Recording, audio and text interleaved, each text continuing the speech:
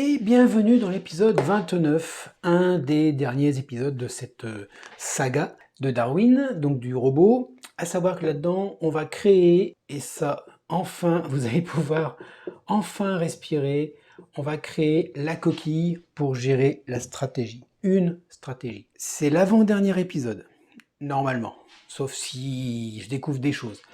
Mais là, on va créer une coquille. On va créer une coquille dans laquelle on va gérer tous les entrées-sorties qu'on a créées jusqu'à présent sur le robot, donc money management, paramètres, etc., etc.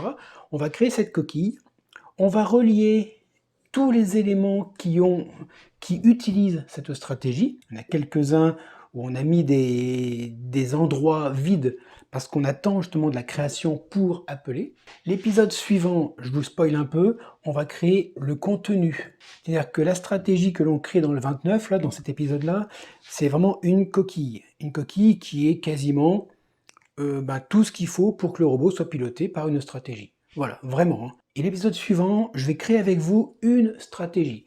Alors, elle est très bateau, c'est la stratégie des deux moyennes mobiles. Ça sera juste comme support pour créer quelque chose, et vous verrez qu'en fait, c'est très facile à intégrer dedans, puisqu'en fait, voilà, on a un truc de vraiment très très simple. Bon, sinon, n'oubliez pas, vous savez que toutes les sources que je vous montre là sur les vidéos sont téléchargeables. Vous allez dans la description de la vidéo, vous avez des liens vers mon site. Vous pouvez télécharger les sources sans aucun problème. Tout est dedans et ça compile, ça marche. Bon là, sans plus attendre, on va s'attaquer directement. On passe devant l'écran et puis je vous ferai une petite pause pour vous expliquer vraiment le concept vraiment de cette classe qui est assez particulier.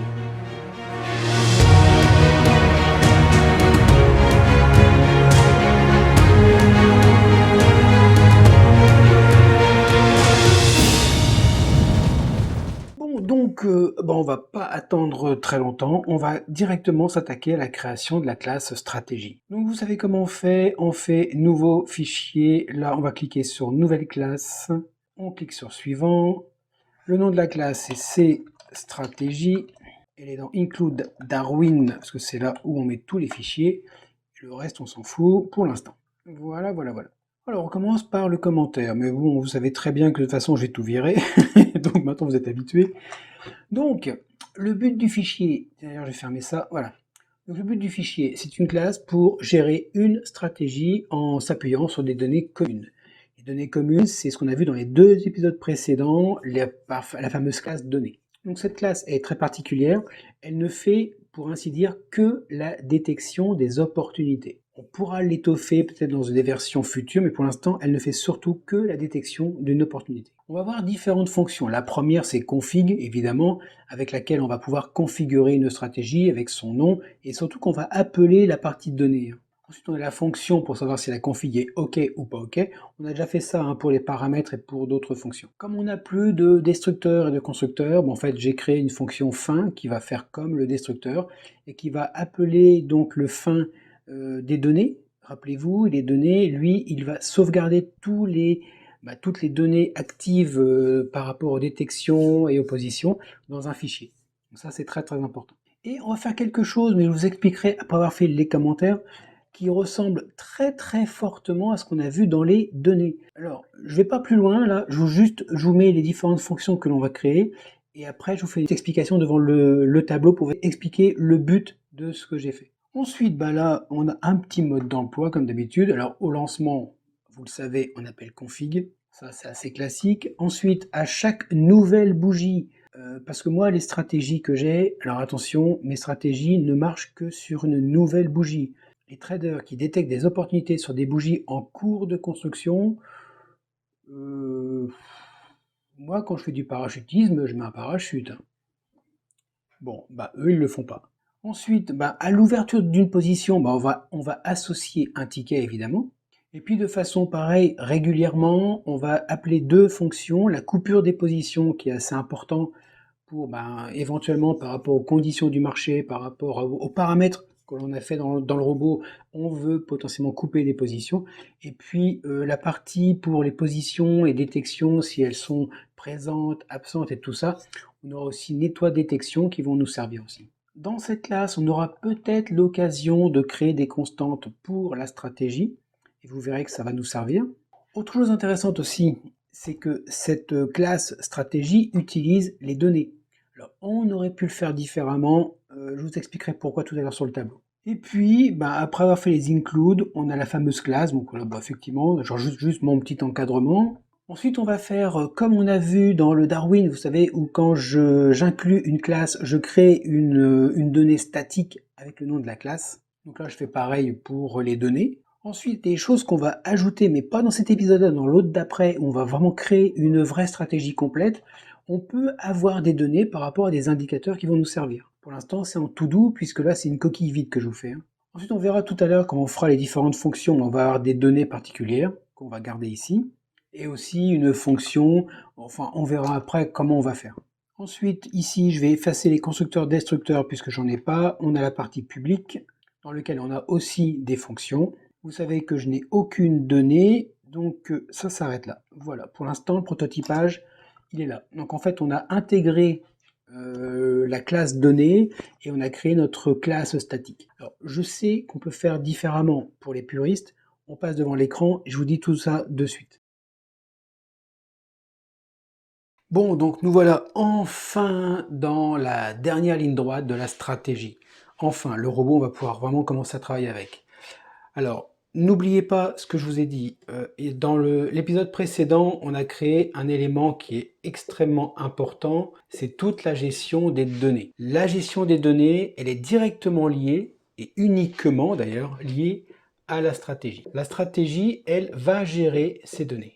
Et le robot, donc ce qu'on appelle Darwin aujourd'hui, il est ici et lui va gérer la stratégie. Donc lui, il va avoir des interactions avec la stratégie, donc des fonctions et tout ça, et elle va avoir ces données.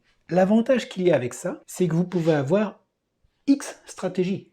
Vous pouvez en avoir une derrière aussi qui, elle, va gérer ses propres données ici.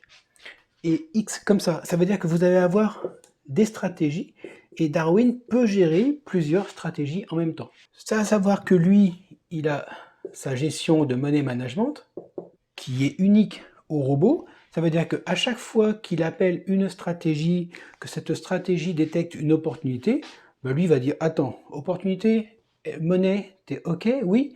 À ce moment-là, OK, je prends l'opportunité. Et des numéros ici, vous savez que dans les données, on a à chaque détection, ou à chaque position, on a un numéro ici. Un numéro qui va de 1 jusqu'à n. Ici, pareil, c'est pas le même. C'est un autre numéro. Ce numéro qui est dédié à cette stratégie. C'est pour ça qu'à chaque fois dans les données que je fais des messages, j'écris dans les messages, dans les logs, le nom de la stratégie et le numéro, puisque c'est stratégie et numéro qui fait l'unicité pour le robot. Voilà, tout ça c'est important. Alors pourquoi je vous dis ça? Parce que vous savez qu'ici, dans les données, on a fait des fonctions publiques qui étaient très intéressantes. Sauf que le robot, lui, il les connaît pas ça. Non, ça veut dire qu'on va devoir faire ici ce que j'appelle des passerelles. Une passerelle, c'est qu'ici on va avoir des fonctions publiques que lui va appeler, et ces fonctions publiques vont tout simplement faire la passerelle, elles vont appeler ici. Donc en fait, on va faire une partie très facile, c'est qu'on va créer quasiment les mêmes fonctions publiques, sauf que celle-là, elle n'est que pour appeler celle-ci. Alors ce que je vous fais là, c'est une façon extrêmement simpliste de gérer les objets. On peut le faire avec l'héritage et on aurait pu faire dès l'héritage.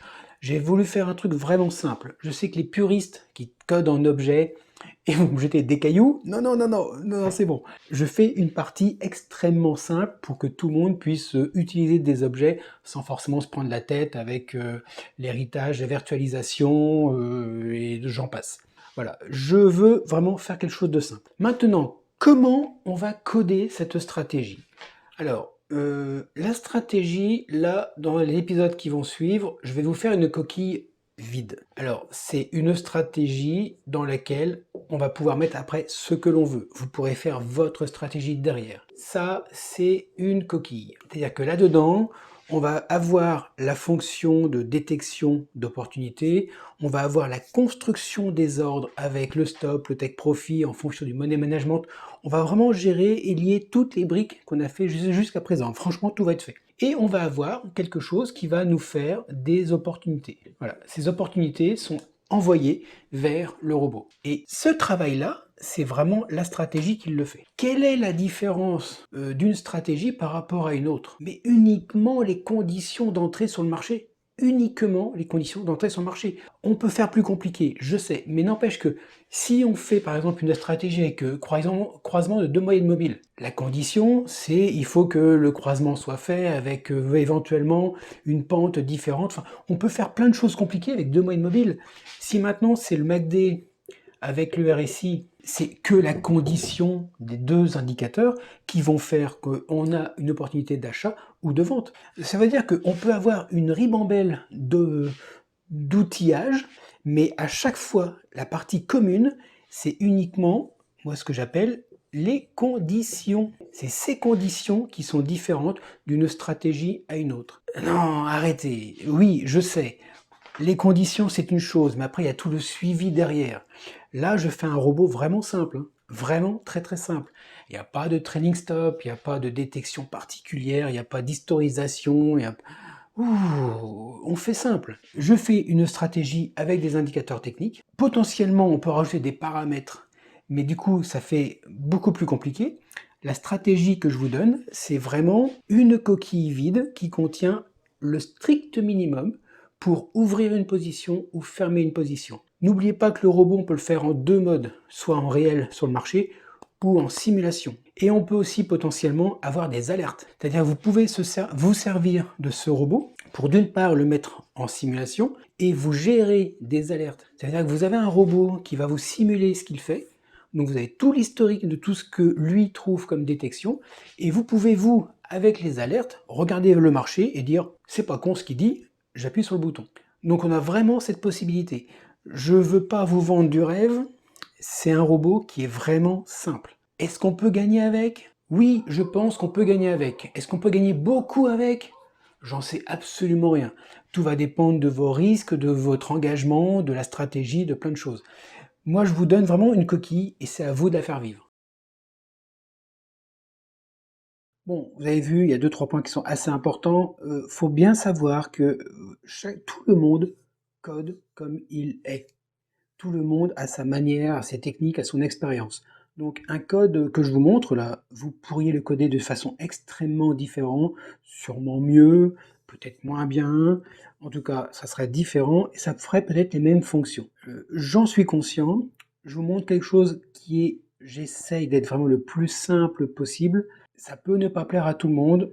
Ici, on pourrait faire de l'héritage avec la classe stratégie. J'ai pas voulu faire pour embarquer les données. J'ai voulu vraiment faire un truc très particulier et gérer séparément. Voilà. Je sais qu'on peut le faire. Ça ne pose aucun problème. Mais j'ai voulu vraiment faire très très simple. Voilà, je tenais vraiment à faire ce petit point-là. Maintenant, on va regarder surtout, on va continuer à programmer, c'est ça qui est important. On va créer donc les nouvelles fonctions pour cette classe. La toute première fonction et qu'on va utiliser, bien sûr, c'est config. Dans le config, qu'a besoin une stratégie pour fonctionner? On a le nom de la stratégie. Rappelez-vous, ce nom-là, il est reçu par les données. Donc il faut qu'on le récupère ici pour l'envoyer aux données.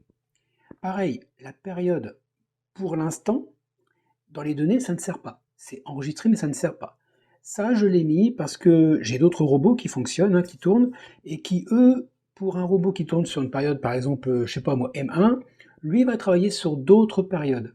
Donc, je sais que c'est important de pouvoir mémoriser quelque part une période pour pouvoir travailler sur cette période. Et ensuite, il y a le folder. Donc, c'est pareil, hein, c'est exactement ce qu'on a vu pour les données. C'est lui, en fait, qui va permettre de mémoriser toutes les données de la stratégie. Dans cette fonction config aussi, il y a des choses qui vont être faites dans la stratégie que l'on va créer dans les épisodes suivants. Par exemple, si vous avez des indicateurs techniques, comme des moyennes mobiles, RSI, MACD ou autre chose, faut les initialiser. Et c'est là-dedans qu'on va le faire. Et c'est aussi là-dedans on va mémoriser tout cet ensemble d'initialisation. Pour l'instant, il n'y a rien. Comme je vous dis, c'est une coquille vide. Mais quand on aura tous les paramétrages, tous les différentes choses, indicateurs faits, peut-être qu'on va avoir des erreurs. Donc là, je vais mémoriser le compte-rendu de configuration dans une variable et j'aurai moyen de récupérer cette information de configuration, si c'est OK ou non, par la fonction config OK, pour pouvoir après le mettre dans le robot et puis informer l'utilisateur que la config, elle ne marche pas. Donc tout de suite, cette variable locale, je vais la créer maintenant. Hein. Donc je vais dans les privés, dans les données, et je fais ça. Voilà, init OK. Et puis comme dans les données, vous savez que dans les données, on a des fonctions publiques qui s'appellent fin, entre autres pour terminer la configuration. Ben, en fait là, je vais l'appeler aussi. Alors je pourrais directement ici appeler la fonction fin des données. Sauf que le fin ici, effectivement, on va terminer les données, on va l'enregistrer sur le disque. Mais on peut avoir des traitements qui vont être spécifiques à la stratégie. Et je ne veux pas me fermer la porte avec uniquement appeler les données. Je veux pouvoir être assez open. Donc pour l'instant, on va créer notre fonction plus bas qui va, elle, gérer la sauvegarde des données dans la classe qui va bien, dans la classe données, et potentiellement des traitements que l'on fera pour la stratégie. Par contre, après, il y a des fonctions qui sont vraiment de la passerelle, justement, entre la classe stratégie et les données. Entre autres, il y a le setTicket, parce que setTicket, c'est le robot qui va mémoriser avec monnaie et tout ça. Donc là, je vais mémoriser dans une détection un numéro de ticket. Là, je vais tout bêtement appeler le setTicket des données, qui va faire, pareil, détection et ticket. Là, c'est vraiment pareil. Et après, on a aussi pour la gestion des données, donc on a le nettoie détection qu'on a déjà vu dans les données. Hein. C'est exactement la même appel. Et puis le coupure déposition c'est pareil aussi. C'est là où on se rend compte que j'aurais pu ici faire de l'héritage de la classe stratégie, puisque ça, on n'aurait pas eu à le faire. Par contre, il y a une fonction qui est extrêmement importante, et c'est celle d'ailleurs qui va contenir tout le cœur de votre robot, c'est la détection. Parce que c'est là-dedans, c'est vraiment là-dedans où on va pouvoir analyser les indicateurs, la stratégie, la mémorisation, les détections, les validations, c'est là-dedans. Et ça, c'est là-dedans, normalement, où vous allez gratter le plus pour mettre au point votre stratégie. Donc maintenant qu'on a fait le prototypage, on va s'attaquer au codage des différentes fonctions et on va commencer par config. Alors config, je dis que c'est donc l'initialisation de l'objet, évidemment, et j'indique aussi que c'est la création des indicateurs. Alors, pas dans cette coquille vide, donc pas dans cet épisode, mais quand vous aurez la coquille finie, c'est là-dedans, surtout pour MetaTrader 5, MT4 c'est pas pareil, mais dans MT5, c'est là-dedans qu'on va créer tout ce qui est indicateur. Donc dans les paramètres qu'on a vu tout à l'heure, hein, il y a la stratégie, le nom de la stratégie, la période sur laquelle on va travailler et le répertoire dans lequel on va lire les données historiques et puis on va les sauvegarder à la fin du traitement du robot. Alors vous allez voir que c'est assez simple malgré tout, surtout dans la partie coquille vide, parce qu'on va simplement appeler ce qu'on a fait dans les données, dans la fameuse classe des données. Donc pour commencer, on va simplement enregistrer les données dans la classe. Donc pour ça, j'enregistre le OK, pour l'instant je mets à faux, tant que j'ai pas été jusqu'au bout de mon traitement de configuration, pour l'instant l'init est mauvaise. Et puis j'enregistre la période, d'ailleurs je me demande si on a créé la variable sur ça, non on l'a pas faite. Donc du coup je l'ajoute juste avant, enfin ou après, hein, c'est comme vous voulez, voilà, la période et l'init OK derrière. Vous voyez bien qu'ici la période on fait bien le type enum timeframe, hein, comme d'ailleurs le paramètre qui est passé ici. Donc là, si vous vous rappelez, on a créé une classe donnée. Et cette classe donnée, comme vous avez vu, on l'appelle dans la stratégie. Chaque fichier de stratégie aura ses propres données. Et dans les données, on a le fameux config. On a aussi le config pour les données, dans lequel on rentre, comme par hasard, le nom de la stratégie, la période et le folder. C'est marrant ça. Et justement, on va tout simplement appeler ce qu'on a fait dans les données. Donc j'appelle la classe donnée, j'appelle la méthode config de la classe, et je repasse tout simplement les paramètres de cette fonction. Et par contre, je regarde, attention, si le config est mauvais, donc là je fais l'inverse, donc ça veut dire que si le config retourne faux, ça veut dire que lui a vu une erreur, et que moi, j'ai même pas à retravailler derrière, c'est la classe donnée qui fait tous les contrôles. À ce moment-là, si jamais c'est pas bon, je retourne faux. J'indique à la fonction appelante, donc qui sera le robot, que l'initialisation de la stratégie est mauvaise. Et dans cette coquille, c'est tout ce qu'on a à faire. Sauf que évidemment, puisqu'on a passé la partie contrôle de toutes les données avec le répertoire, le nom de la stratégie, le nom de la période, à ce moment-là, on va mettre tout simplement init OK. Alors, je vais le redire souvent, mais c'est bien une stratégie vide. c'est une coquille. Et dans cette coquille, après, vous mettrez votre stratégie dedans. Mais ça, c'est vraiment le noyau, la base de tout ce que vous allez faire comme stratégie. Donc là, il manque bien sûr pour MT5 l'init des indicateurs, il manque potentiellement des données historiques que vous pourriez avoir, il y a des fonctions de récupération des données si vous faites du multi-time frame. Enfin là, il y a beaucoup de choses à ajouter. Mais comme c'est très spécifique à la stratégie que vous allez utiliser, la coquille, pour l'instant, elle contient rien d'autre. Alors on pourrait faire ici un to-do.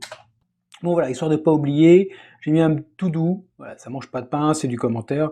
C'est juste pour se rappeler que ici, il y aura peut-être des init à faire spécifiquement à votre stratégie. Voilà pour cette petite fonction config. Alors, je vous le redis, mais je vais me répéter, c'est vraiment une coquille. C'est une coquille qui est vide. On verra dans l'épisode suivant, quand on va vraiment créer une vraie stratégie avec des indicateurs, des détections et même on va faire fonctionner le robot. On va remplir 2-3 bricoles là, évidemment. Donc maintenant qu'on a fait config, la fonction suivante, c'est celle que l'on appelle quand on ferme le robot, quand on arrête le robot. Donc oui, vous avez compris, c'est la méthode fin qui termine correctement les traitements de la classe. Et qu'est-ce qu'on fait là-dedans? Eh bien, on va faire deux choses. La première, c'est qu'on va appeler le fin pour les données. Parce que c'est là-dedans où on fait la sauvegarde de toutes les données de la stratégie. C'est vraiment l'objet donné qui va le faire. Et j'avais pas prévu autre chose, sauf que comme on a fait pour la partie config, je vais mettre un petit commentaire pour indiquer quand même que l'on a éventuellement quelque chose à faire d'autre. Voilà, comme ça, vous aurez déjà votre modèle. Ça, à mon avis, quand on aura fini cette classe-là, vous la mettez quelque part, vous la sauvegardez, c'est votre base de travail. Et dès que vous aurez une stratégie, vous prendrez ce fichier, vous le copierez et vous le remplirez avec tout ce que vous avez à faire. Mais ça, c'est vraiment quelque chose qu'il va falloir garder, hein, vraiment.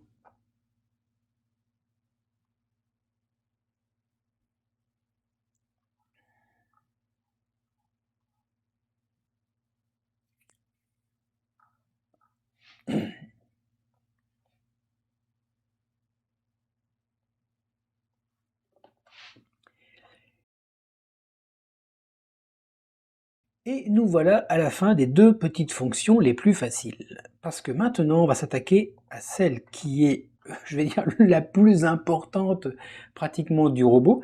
C'est celle qui va vous détecter les opportunités. Donc ici, cette méthode, elle sera appelée à chaque fois qu'il y a une nouvelle bougie.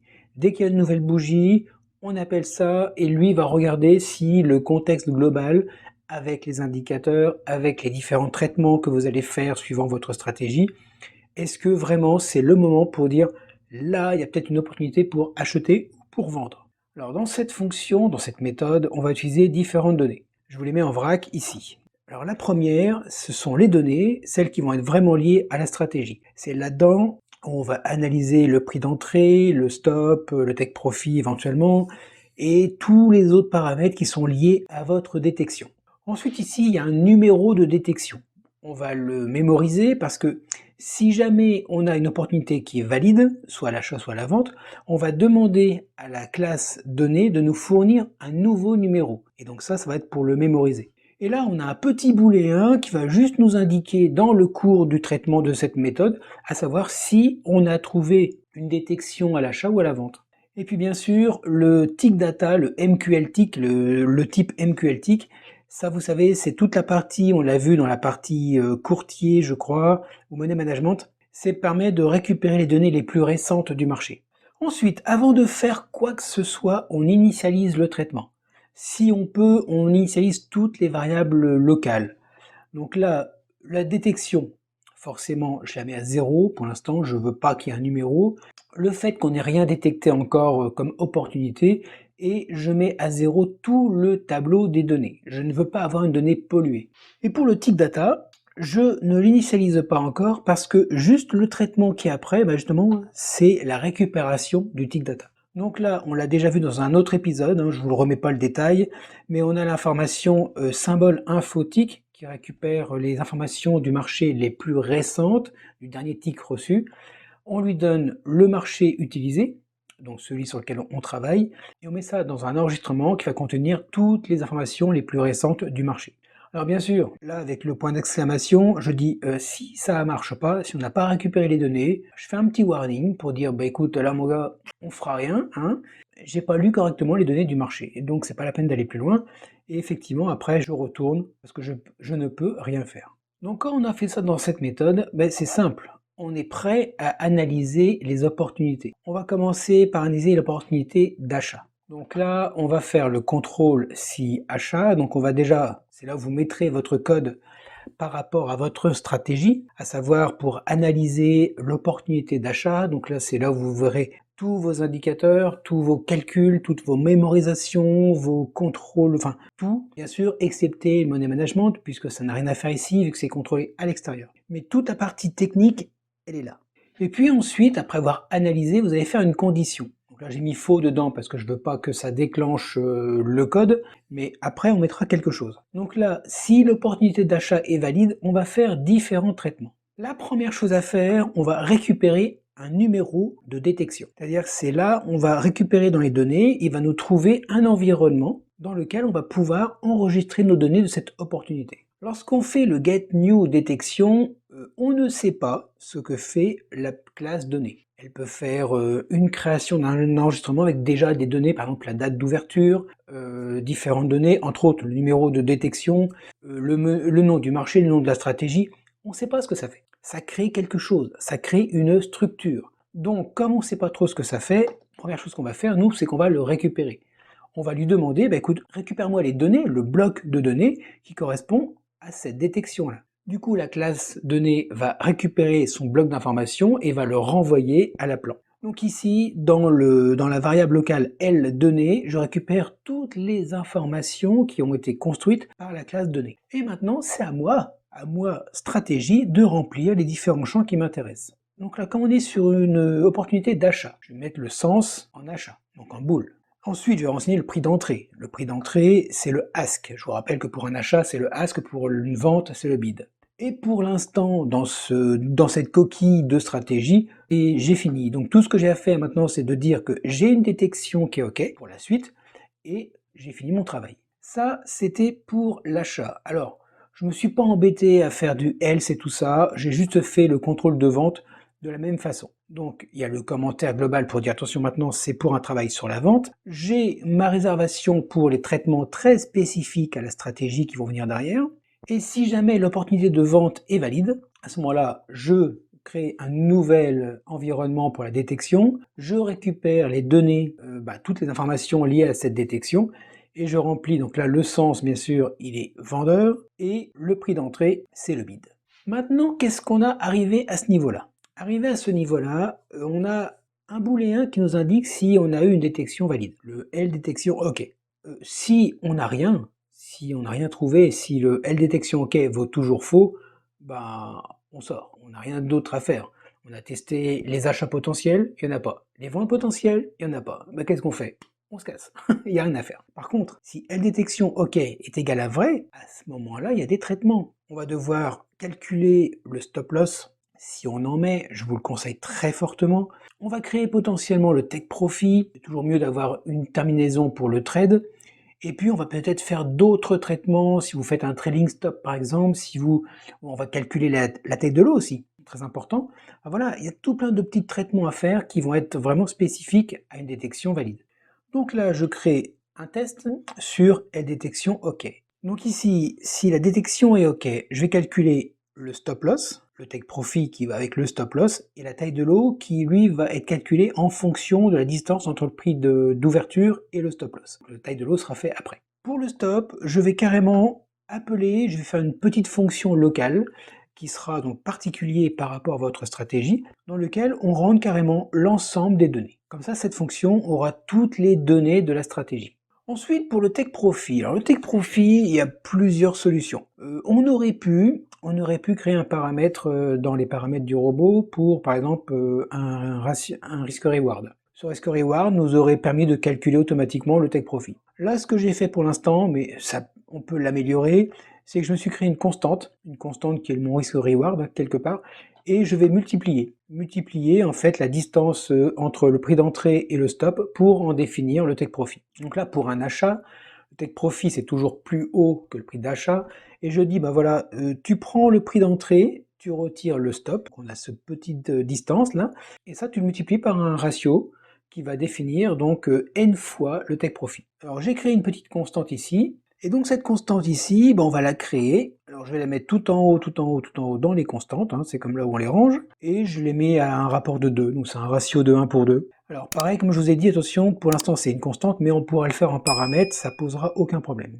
Donc là on va revoir ensemble les calculs, donc le prix d'entrée pour un achat, il est là, le stop il est forcément ici. Alors le stop est moins grand que le prix d'entrée, ça veut dire que entrée moins stop loss, ça sera toujours positif. Je multiplie par 2 et j'ajoute ce montant de prix, cette différence de prix, sur le prix d'entrée, donc on est bien cohérent. Donc là, on a le stop, le take profit, ben, il nous manque la taille de lot. Et la taille de lot, rappelez-vous, c'est dans la classe Money Management, qui elle, on a une fonction qui s'appelle calcul taille de lot, dans lequel on rentre l'intégralité des données de la stratégie, enfin de cette opportunité plutôt, et c'est lui qui se débrouille à calculer la taille de lot. Alors la taille de lot, elle peut être nulle. Vous savez que dans le calcul taille de lot, on a pas mal de contrôles. Déjà, on vérifie si on peut effectivement le calculer. Et puis, on a des limites avec la taille de lot minimum et maximum.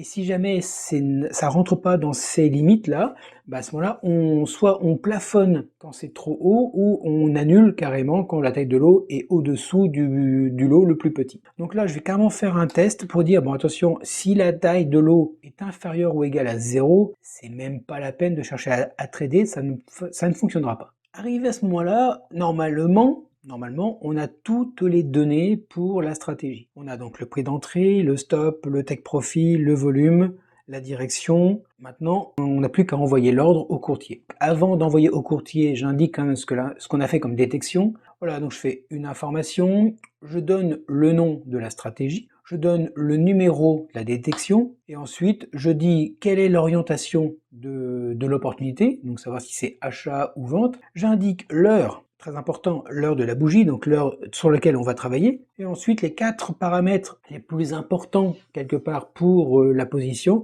c'est la taille, le prix d'entrée, le stop et le take profit. Si vous faites une stratégie un peu plus compliquée avec d'autres paramètres, il faudra les mettre évidemment. Maintenant, avant d'aller plus loin, rappelez-vous ce qui a été fait. Je remonte, on a une variable L donnée, elle est locale. Si jamais j'ai une opportunité, ici je récupère un numéro et ici je fais un get data. Ça veut dire que je demande à la classe donnée de me fournir les données de cette détection. Et après, je le renseigne. C'est toujours en local. Et maintenant, qu'est-ce que je dois faire? Bah, je dois enregistrer dans la classe donnée les informations. Sinon, on va les perdre. Parce que données, pour l'instant, on est au courant de rien. Donc, ce que je fais, c'est que maintenant, arrivé là, bah, je fais un set data. C'est que je lui fournis le numéro de la détection qu'on a en fait avec ça, et je lui fais aussi le bloc de données. Comme ça, il va pouvoir le ranger dans le tableau. Et maintenant, enfin, on peut envoyer cette opportunité, cette détection, vers le courtier. Et le courtier, c'est lui qui va se démerder pour tenter d'ouvrir l'ordre.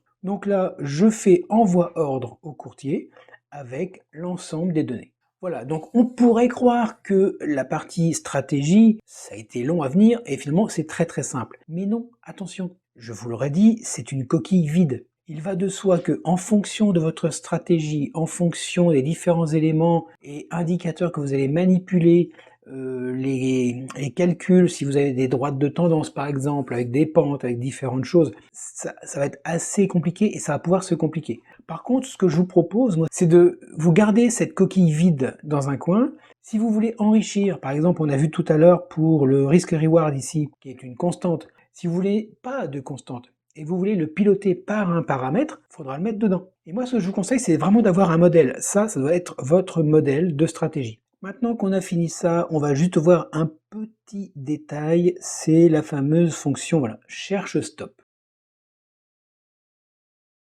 Donc maintenant qu'on a fini ça, il nous reste la petite fonction qu'on a vue ici qui s'appelle cherche stop. Donc on va la créer, vous allez voir, c'est extrêmement simple. Donc je remonte tout en haut dans le prototypage, et la fonction ici, que j'avais déjà prévue, hein, c'est cherche stop. Donc cherche stop, on lui passe donc toute l'information de la stratégie, et lui nous retourne une valeur double, donc un prix en fait, c'est le prix du stop. Donc voilà, maintenant qu'on a fait ça, je vais tout en bas, tout en bas, tout en bas, et on va créer la zone privée, dans lequel je crée la fonction cherche stop, donc qui cherche le meilleur niveau pour un stop loss, avec une donnée de la détection et potentiellement on peut avoir 0 si le prix ne peut pas être trouvé, et puis sinon c'est le prix du stop loss évidemment. Alors vous allez voir, je me suis pas emmerdé, c'est toujours une coquille vide. C'est-à-dire que le stop va dépendre de votre stratégie. Vous pouvez être sur du scalping, sur du day trading, sur du swing, vous pouvez avoir un stop serré, un stop large, vous pouvez avoir beaucoup de choses. On peut aussi, dans les paramètres du robot, paramétrer les conditions de détection du stop. Pour l'instant, comme c'est une coquille vide, j'ai fait ça. C'est-à-dire que si jamais c'est bullish, donc c'est-à-dire c'est une opportunité qui est acheteuse, je vais chercher donc le prix le plus bas, le stop le plus bas, et si jamais c'est le plus haut, bien sûr, enfin si c'est à la vente, évidemment, je vais prendre le prix le plus haut. Là, je ne peux pas savoir d'avance comment je vais le gérer, donc je mets du to do. Donc dans chaque bloc ici to do, il y aura le traitement, la recherche, le calcul et donc l'élaboration du stop loss pour un achat et pour une vente. Et si on le trouve, bien sûr, on fera un return avec le prix qu'on aura trouvé. Donc la direction, c'est simple, hein, elle est de 200, c'est soit à l'achat, soit à la vente. Donc si c'est à l'achat, c'est ici, à la vente, c'est là, et potentiellement, si on a fait une connerie, on retournera à 0. Normalement, non. Tel que le code est écrit, l'opportunité sera forcément acheteuse ou vendeuse. Mais on ne sait jamais. Donc dans le cas improbable, on a ça, on sortira à 0. Donc voilà pour le code de la stratégie vide.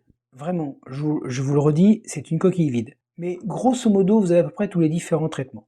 Alors, surtout, ce que ça nous donne des points d'entrée ici. Le config OK, le fin, tout ça.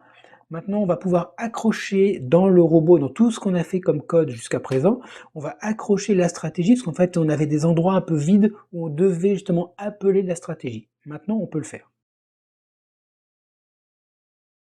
Alors, on va déjà commencer par accrocher ce code de stratégie à la partie Darwin. Donc là, je suis dans la partie include, donc on va ajouter le fichier stratégie. Plus bas, on va ajouter la classe stratégie. Alors, je ne vais pas l'appeler stratégie, ça fait un peu long, je vais l'appeler strat, ouais, ça fait plus court. Voilà, déjà, on peut déjà compiler déjà pour voir si ça marche déjà à ce niveau-là. Donc là, c'est bon, il n'y a pas d'erreur. Ensuite, dans la partie init, on va faire ça à la suite. Après surveillant, on va ajouter l'appel de la config de la stratégie. Donc là, pareil, hein, on va vérifier, je vais ajouter le contrôle à cette variable qui nous permet de savoir, de cumuler en fait, si les différents éléments comme les logs, les paramètres et la stratégie sont corrects. Si un des trois n'est pas bon, je préfère indiquer à l'utilisateur, est-ce que tu es sûr de vouloir continuer? C'est pour ça que là, j'utilise aussi cette variable-là. Et je passe, donc là, j'ai appelé stest, c'est une stratégie test. La période courante et le répertoire, c'est le même qu'on a utilisé pour les paramètres et tout, et les logs aussi. Donc ça, c'est fait pour l'init. Ensuite, dans le d'init, donc là, on a les logs, on a la fin des logs, la fin de la visu, et maintenant, on va ajouter la fin de la stratégie. Allez, entre les deux, tiens, comme ça, il sera au chaud.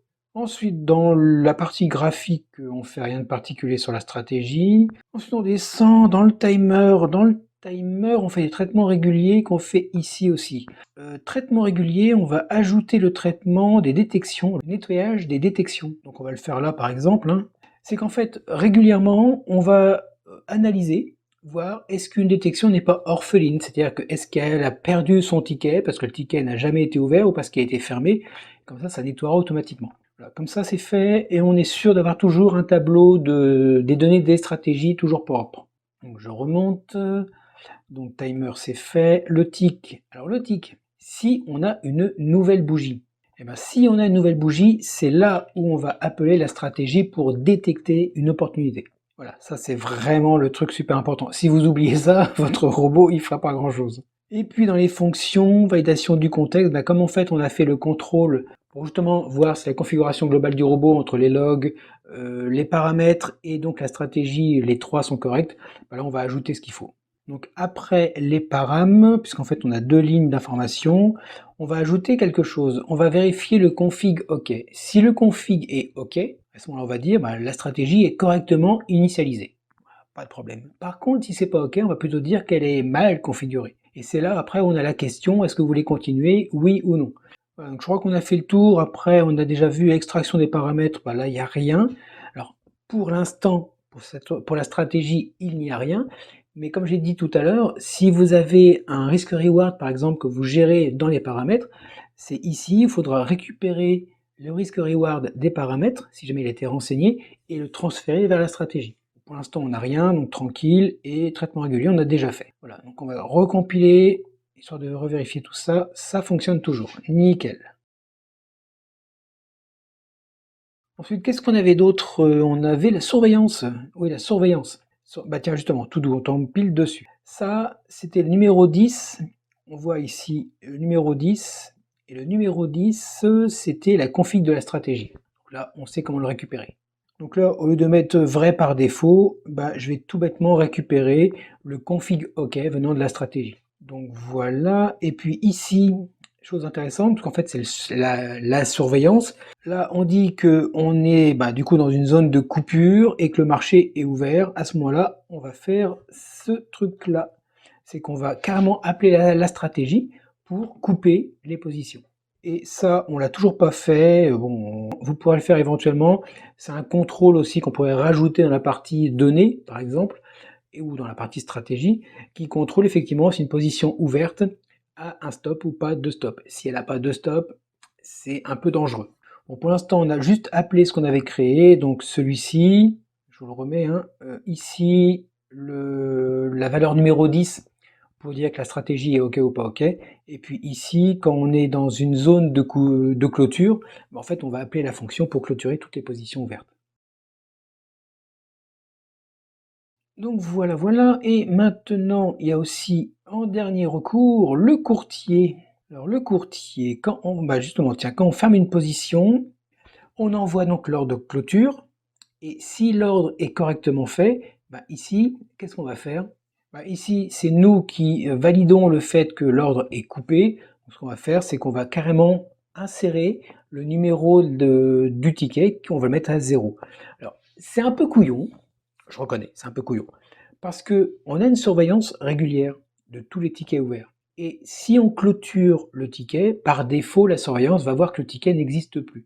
Donc, il va effacer la détection qui va avec. Voilà, donc ça, c'est optionnel, c'est propre, parce que du coup, c'est nous qui maîtrisons, ça évite de faire de la recherche derrière, mais on peut s'en passer. Et donc, si je descends dans MT4, là, par contre, donc là, on avait fait ça, mais d'ailleurs, c'est une bêtise. Si le ticket est inconnu, on n'a pas à l'annuler, puisque de toute façon, automatiquement, le système de surveillance va l'annuler automatiquement dans les détections. Donc c'est un peu couillon. Par contre, non, c'est pas ça qu'il faut faire. A few moments later. Bon, là, c'est pas bon du tout, hein, parce qu'en fait, si je veux être cohérent avec ce qu'on a fait ici pour MT5, c'est-à-dire qu'on regarde les erreurs, évidemment, on fait un contrôle d'erreur et on affiche l'erreur. Et puis ici, si le deal est différent de 0, ça veut dire que si l'opération s'est réellement effectuée, donc la clôture a vraiment eu lieu, à ce moment-là, on efface le ticket. Et sinon, on met un code d'erreur. Si je veux être cohérent avec ce qu'on a fait dans MT5, ici, je dois faire pareil. C'est-à-dire que le résultat, il est vrai ici, si l'ordre de clôture s'est bien déroulé. Donc du coup, si résultat, à ce moment-là, je clôture, je mets à 0 la détection, le ticket de la détection, et sinon, sinon je récupère le code d'erreur et j'affiche une erreur. Et ça, là, je m'en moque, ça n'a rien à faire là. Donc je vous propose de faire un changement ici, dans la partie, je vous remonte un petit peu, voilà, la partie MQL4 pour le courtier. Alors c'était pas une erreur grave, hein, loin de là, très très loin de là, puisqu'en fait, comme je vous ai dit, on a une surveillance automatique qui vérifie si les tickets sont disparus ou quoi, avec une détection présente ou pas. Donc on a ce nettoyage automatique qui est fait. Mais si on veut être cohérent dans le traitement, dans le code qu'on a écrit pour MQL5, enfin pour MT5 et pour MT4, autant faire ça. Donc là, on va vérifier. Donc si jamais ça s'est bien passé, on efface la détection, et sinon, on affiche l'erreur. Voilà, c'est beaucoup plus simple. Donc ça, c'était pour le côté clôture. Et maintenant, si on va dans la partie ouverture d'un ordre achat, évidemment, ici, on dit donc si le deal est différent de 0, ça veut dire qu'on a vraiment ouvert le marché, on a vraiment ouvert une position. À ce moment-là, ce que je fais, c'est que j'appelle cette ticket, alors cette fois-ci, bien sûr, avec le vrai ticket. Ça, c'était pour MT5, et si je vais pour MT4, ici, si le ticket est supérieur à 0, à ce moment-là, je mets le ticket, donc là c'est le L-ticket qui est utilisé. Hein. Attention, c'est pas la même ligne, hein. Regardez bien, hein, sur MT5, c'est le int de LResultOrder, c'est pas pareil. Et ici, c'est bien le LTK qui est passé ici en retour de la fonction send. Et ces lignes-là, on va les recopier aussi dans la partie pour un ordre de vente, parce que c'est la même chose. Donc là, ça c'est pour MT5, donc le result.order. Et puis ici, pour MT4, c'est le LTK qu'on enregistre. Voilà, on a fait donc avec ça, on a mis à jour donc la surveillance, on a mis à jour l'aspect courtier, on a mis tout en relation avec la stratégie. La stratégie, elle est bonne par rapport aux données. Le Darwin, il est correct et on va faire une surveillance globale de tout l'environnement. Je crois qu'on a fait le tour. Si je compile, voilà, ça fonctionne. Et on a fait la petite correction. Je vous le remontre. Ça peut toujours être utile si vous avez zappé le truc. Donc là, c'était des ajouts qu'on avait mis en stand-by. Maintenant, on les a remplis. Et si je remonte dans la fermeture ici, c'est bien dans la fonction, enfin dans la méthode ferme position, dans lequel on avait ce traitement-là pour MT5, ici. On avait vraiment cet aspect de dire, bah, si jamais ça s'est bien passé, j'efface le numéro de ticket pour la détection. Par contre, ici pour MT4, je m'étais un peu gouré. Là, on fait pareil. Si le résultat est correct, j'efface le ticket pour la détection et sinon, bah, j'affiche l'erreur. C'est vraiment être cohérent entre les deux traitements. Et ben voilà, le 29 c'est fini. Maintenant, on a un robot qui est, on va dire, à 98% terminé. C'était long, hein. Bon, bref, maintenant, on va s'attaquer au 30 la prochaine fois. Dans le 30, on va créer, maintenant, on va vraiment créer une stratégie. Je vais prendre deux indicateurs, ça sera les deux moyennes mobiles, avec le croisement des moyennes mobiles. C'est une des plus simples qui fonctionne, oui, quand le marché est en tendance. On va créer donc les indicateurs techniques, on va créer les paramétrages, on va rajouter les éléments en fait pour créer des indicateurs et les suivre, aussi bien sur MT4 et MT5, il y a quelques petits changements. Et puis on va le faire tourner, on va vérifier tous les logs, on va vérifier vraiment le fonctionnement global. Si vous avez des questions, parce que si de votre côté ça fonctionne bien, tant mieux. Si ça fonctionne pas et vous avez des questions, mettez-les en commentaire. C'est vraiment super important. Parce que moi, suivant les commentaires, peut-être que je ferai une vidéo en plus qui répondra à vos problèmes et qui peut-être vous expliquera comment faire quand ça merde vraiment très très fort. Voilà, donc comme je vous ai dit au début de la vidéo, vous avez les liens en téléchargement qui sont disponibles. Vous avez, alors pour ceux qui ne savent pas trader, vous avez ma formation aussi qui est sur Udemy ou sur mon site. Bon, allez-y, fouillez, fouillez, fouillez. Il y a plein de choses. Nous, on se voit très bientôt. D'ici là, n'oubliez pas. Donc, vous avez le pouce, qui est très important. Le commentaire, moi, ça me fait toujours plaisir d'avoir des bons commentaires.